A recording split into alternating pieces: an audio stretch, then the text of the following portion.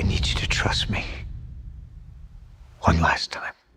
Mission Impossible: The Final Reckoning pays homage to the entire Mission Impossible franchise while bringing out some rather amazing details that connect the past entries and end certain storylines. The trailer was filled with references to the events of the films and a lot more, while the film itself ended up topping the past few films in terms of the craziest stunts ever performed. Let's take a look at every detail from Mission Impossible: The Final Reckoning and see if you missed anything. Before we get into our explanation, we have a very small request. If you like our content, please support us by subscribing to the channel. This is a small click for you, but for us, it means a lot. Thank you. Let's begin. Security briefing.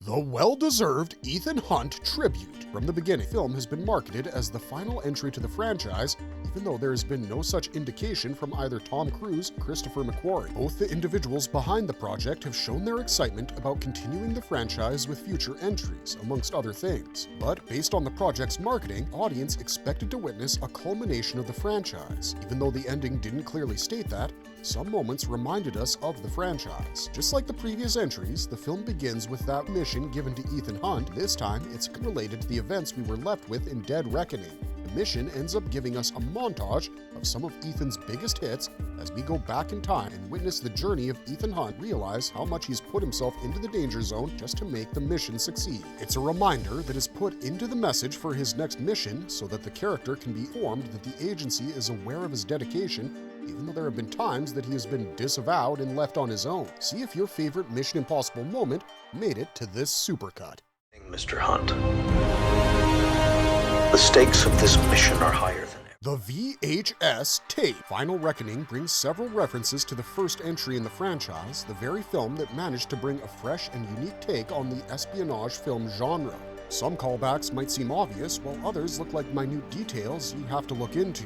One of the very obvious callbacks was the mention in the montage of the films. Still, fans might have noticed that the world's circumstances in the movie led the agency and the authorities use a medium to deliver the message that hadn't been seen. If an enemy that can be anytime, anywhere with the internet or some other means of access working against the entity had shifted to analog, and thus, the very first message that Ethan receives is on a VHS tape. It's not surprising that the first entry into the franchise also uses the VHS means of briefing the agents. First copy of Mission Impossible that we owned was a VHS itself, so yeah, that was also a cool callback.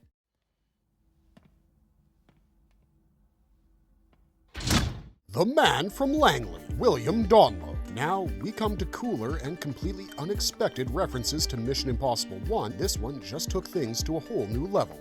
Who could forget the time when Ethan had to get into the Langley CIA base, break into the building to acquire the knock list? The whole time, Kittredge had been riding on Ethan's tail, almost as if he had managed to fool all of them, proving his badassery, while at the same time giving us that iconic moment balanced himself in the air while trying to operate the PC. All that badassery was done by delivering a pill to the CIA analyst William Donlow, who was the gatekeeper for the list, put Donlow's career in jeopardy. Kittredge took the failure very personally, requested that Donlow be sent to a base in Alaska. Yeah, that felt bad because the innocent guy just wasn't responsible. After all, the IMF had just made Ethan Hunt their enemy number one. In Final Reckoning, Ethan goes on his mission while sending the rest of the team to look for the coordinates of the Sevastopol that had taken Podkova, a means of controlling the entity. And that's where Donlow comes in again, this time more resourceful than ever.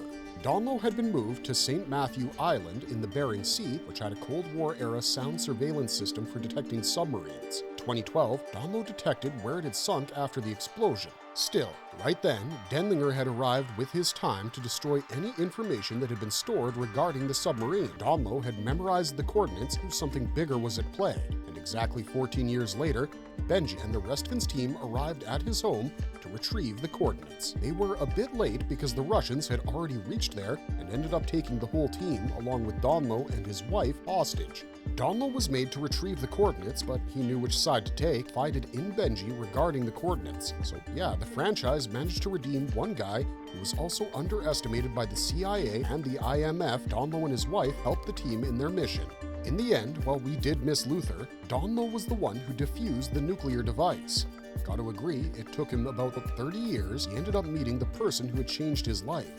And when Ethan met him, he asked for forgiveness, for Donlow to state that he wouldn't have met his wife if events hadn't transpired this way. I gotta agree, Donlow and his wife make for a pretty good team.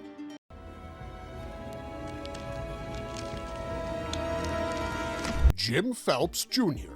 An unexpected twist. A major twist in the film is when we discover that Shea Whigham's character, Briggs, was the son of Jim Phelps from Mission Impossible 1, the main baddie traitor, played by Jon Voight. As Ethan came to terms with Luther's loss, Briggs and his team came to arrest him and confronted Briggs about his true identity.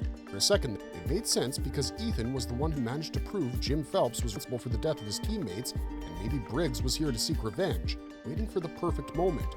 Briggs clarifies that none of this was related to any personal vendetta against Ethan, just because he hated how much Ethan and his team broke protocol. All made sense considering Briggs could have gone absolutely hard against Ethan during the various moments in Dead Reckoning, but he held back. He helped Ethan save the civilians from the Orient Express. Ethan probably knew about this information before he went to rescue Paris, because right after that, he put Dagas into his team, but not Briggs. In the end, the two made their peace, and once again, another person from the authorities who makes their peace with Ethan. This detail goes nowhere once it comes out as a twist, even though it is made to feel as if Briggs being put into the case was some play from the entity, absolutely hateful Kittredge himself. What do you think you're doing, Erica? It may be your mission, but this is the CIA's playing. Erica Sloan's promotion. Who could forget Angela Bassett's Erica Sloan? A fresh take on the distrust for the IMF and its ways, particularly Ethan Hunt. After Hunt and his team lost the nuclear warheads during an exchange, Sloan became the director of the CIA after Alan Hunley put her own man, August Walker, with Ethan to ensure that they didn't lose the warheads again. Henry Cavill's August Walker had used the opportunity and tried to turn the agency against Hunt, but he got caught. It all ended up going against him. In a world with more enemies than friends, Hunt ended up gaining the trust of Erica Sloan as she realized that the world needed the IMF. The next time we saw her was during the intelligence community meeting that Ethan crashed, as a photograph of her is seen at the Director of National Intelligence's office. It looks eerily similar to every portrait of the President of the United States we generally see in the offices of a high-ranking government official. So the next time we actually see her, that's when Hunt needs all the help he can get because of the entity. President Sloan permits him to pull off a mission that almost everyone else in her command wouldn't have allowed. She does have an interesting arc, considering she could have destroyed the entire world by going with the plan her generals had suggested, but she ended up going against it and depended on Ethan Hunt. All that remains to be seen is what happens to the IMF now, considering the leaders of the country are well aware that Hunt is the only one who could pull off what the rest couldn't. Also, Erica was the director of Central Intelligence before becoming POTUS, very much similar to George H.W. Bush. Coincidentally, Ethan ends up boarding the USS George H.W. Bush on his mission. His objective lay in the submarine sonar sphere, at the heart of its defense system. That nuclear warhead. Nuclear missiles and the intention of pulling a new world order from the ashes of the old world is a common goal that many popular villains have had. The Mission Impossible franchise first used this concept in the fourth entry, Ghost Protocol. Remember that edge-of-your-seat moment where the team could have given up as a warhead was launched and headed straight for San Francisco? But they weren't quite the giving up kind, and they end up fighting until the end. Ethan gains remote access to the warhead and deactivates it. Then we had the iconic moment where the warhead crashed like a chunk of metal and hit a building before landing in the sea. The entity was slowly gaining access to the nuclear weapons facilities of different nations. In a typical fashion, we got a chance to witness what full nuclear control could have meant for the world's future. A lot of warheads are seen launched across the globe, leading to destruction, until we get to see the San Francisco footage once again. While some may argue that this is the sort of reusing of old shots that Michael Bay is known for, we think it fits right into the narrative. In a film that explores how everything goes wrong because of Ethan's choices, the entity managing to undo something Ethan ensured makes absolute sense. Losing friends. There are a variety of references and callbacks to the events of the first entry in the franchise, but still, nothing hits harder than losing his entire team in Mission Impossible 1. And the scar from that event has remained with him. Even when he did manage to get a team together, there was only one person he could trust, Luther Stickwell. Many villains have used people close to Ethan to get what they want, but Gabriel stands different because he actually went ahead and killed Ilsa Faust in Dead Reckoning. Luther's death again puts Ethan in the same high-stakes situation as Mission Impossible 1. We're not gonna make it. We have to make it. The MacGuffin, Anti-God. If you talk about unanswered questions from the franchise, many of them might pop up, from the agents disappearing with the sequels to a random Anthony Hopkins cameo that went nowhere. But the fact that has bothered fans the most has to be the mystery of the rabbit's foot for Mission Impossible 3. In fact, even Ethan Hunt didn't know about this mysterious package that he was made to acquire while the enemy held his wife hostage. Simon Pegg's Benji did make some mysterious indication that the weapon was something that is probably anti-God. The phrase anti-God remained, and everything else has been a mystery. While Ethan and the others tried to find what the key would lead to, they discovered that the entity resulted from a core module at the Sevastopol submarine, the Rabbit's Foot. Yes, that very same Rabbit's Foot. Turns out the enemy that had put the entire world into danger was something that Ethan had himself delivered to the enemy, so no wonder that scenario made him the one person who could save the world. Honestly, that was probably one of the best retcons ever. This was your calling. Your destiny. A date to remember. When Ethan asks for President Sloan's help to gather resources to find Sevastopol, she gives him a note with a date written on it. Ethan reaches the helicarrier to continue his work and meets Admiral Neely there. She receives the note and it consists of a date, May 22nd, 1996. Turns out that that date had significance to both Sloan and Neely, referring to a time when nobody was ready to take chances. Some people have wondered if this date, and the year in particular, might be in reference to the first film in the franchise. While we might never know the origin story of the bond that Sloan shares with Neely, something that might deserve its own feature-length film, the date has significance to the franchise. It's the exact date when Mission Impossible 1 was released. Maybe they both saw the film on that day and knew that Ethan was the only one who could pull it off. Love for Buster Keaton. Tom Cruise is known for taking things to the most outrageous levels with each film in the Mission Impossible franchise, and it seems that he's done it once again with Final Reckoning. The movie features some of the craziest stunts that make it an edge-of-your-seat experience. Ethan Hunt deals with multiple missiles inside a submarine rolling off the edge. But the one that stood out the most and fans anticipated the most from the trailer has to be the biplane battle. Hunt pilots a plane while hanging from it, jumps to the enemy while hanging from it again. This scene reminded fans of the absolutely crazy helicopter sequence from Fallout. But this time, it does feel close to Buster Keaton, the funny way he handles the situation. Christopher McQuarrie has mentioned that Keaton's work has clearly had an influence. And it's a fun idea to imagine that Cruise is literally competing with Buster Keaton and his slapstick. A fun nod indeed. Your destiny. I have no regrets. The Bible Club. Ever since it became clear what the true intentions of the entity were, the world turned into absolute chaos and misinformation spread like wildfire. This was right around the time people started mentioning Noah and his ark. It was mentioned quite a few times for it to just be random. Even the key that they had acquired was cruciform. Even the final reckoning being brought up as a threat is about the day of reckoning when people would be held accountable for their actions. Finally, at the very end of the film, after Hunt manages to survive landing on the floor with what could have been a secondary parachute, he waves at a bunch of shepherds. Nobody's saying anything, it's just that the signs are all there, and even Luther calls Hunt the Messiah of mankind. I'll get Bellerophon into your system before then! Risking it. There are a lot of tropes that have now become common in the Mission Impossible franchise. From the team failing the first mission to the time when Hunt goes on a solo adventure while the rest of the team deals with a missile, a bomb, or some other weapon of mass destruction. But one thing that never gets old is when Ethan hands the enemy the thing they need while putting everything at stake. Each time it happens, we can see the rest of the team worrying about how they would work it out as it risks everything. Meanwhile, Hunt continues to seek their trust and calm them down. This time around, Hunt didn't have a good option either, but he didn't allow Gabriel to get away with the Podkova. IMF be dissolved. That is correct, sir. How do you explain your testimony today? IMF intervenes again. Good old Kittredge. Even though Ethan Hunt is dedicated to his work with the IMF and its values, with the occasional breaking of the protocols, the IMF never shows him trust. Each time Hunt falls into a scenario, they either disavow him or make him enemy number one while trying to seek him out.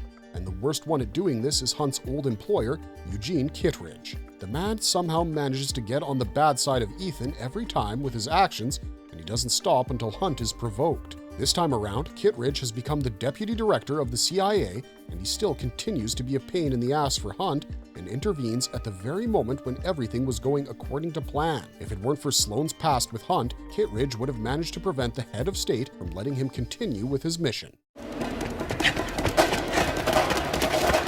London, the land of espionage. The film's first half brings us back to London, where Ethan has spent a lot of time during his missions in the franchise. From the very first entry in the franchise to the last few films, Hunt has also managed to make some interesting friends in London, be it Max or Max's children, who were also supposed to appear in the film. It's fun to see Hunt deal with this scenario in a place where he's picked up some history over the years. Hair check. Ethan Hunt has gone through some crazy hairstyle changes with each film, and while some have been fun, others haven't really worked well with the fans. Who can forget when Hunt changed into the long hairstyle for the second entry after keeping it short in the first? In fact, there are quite a few fans of that, as the actor returned with that hairstyle in Ghost Protocol and once again reminded people how badass he could look. After going with the shorter hairstyle for the past two entries, Hunt decided to go for a longer one for what is considered his final outing. In fact, Grace herself told him that the longer hair suits him the best because it is the best. Who am? Yannick Winter.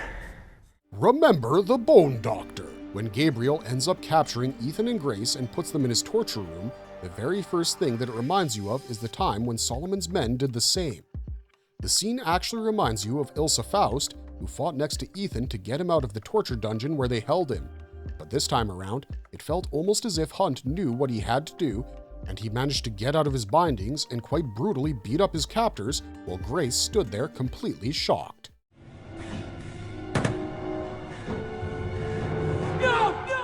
Dear Mr. Hendricks, the entity's plan of nuclear damnation was something we had seen before, actually. In fact, Hunt's previous enemy, Kurt Hendricks, had a similar plan and almost succeeded. It's an interesting callback to the villain, but as the DEFCON numbers are descending down to 1 while the screen shows the entity taking over the nuclear arsenal of the countries, you can't stop wondering about the scene from the 1983 film War Games. In fact, how Sevastopol managed to fool the crew of the submarine into bombing themselves by planting fake enemy boats felt exactly like something from War Games.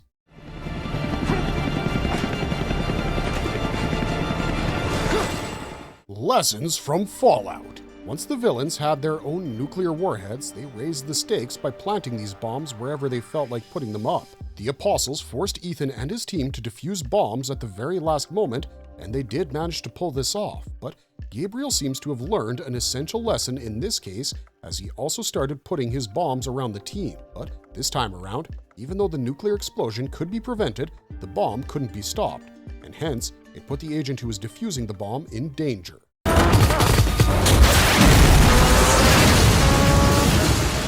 MI2 needs loving. With the large number of references and montages, one entry to the franchise was seen to be completely missing.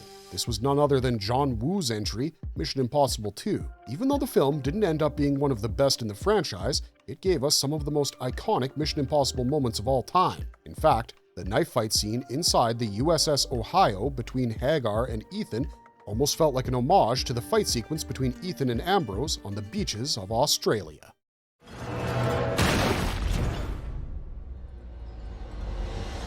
Dagas joins IMF. Theo Dagas and Briggs were the ones who had been hunting Ethan in Dead Reckoning, but during their hunt, there's a moment where Dagas questions if Ethan has no ulterior motive, like even though they had been informed that he did. It turns out that this very thought would pave the way for him to join the team when Ethan and Benji had tried to grab Paris to look for Gabriel. Dagas proved to be quite useful, and there's a chance he might just be the next recruit that Hunt got for the IMF.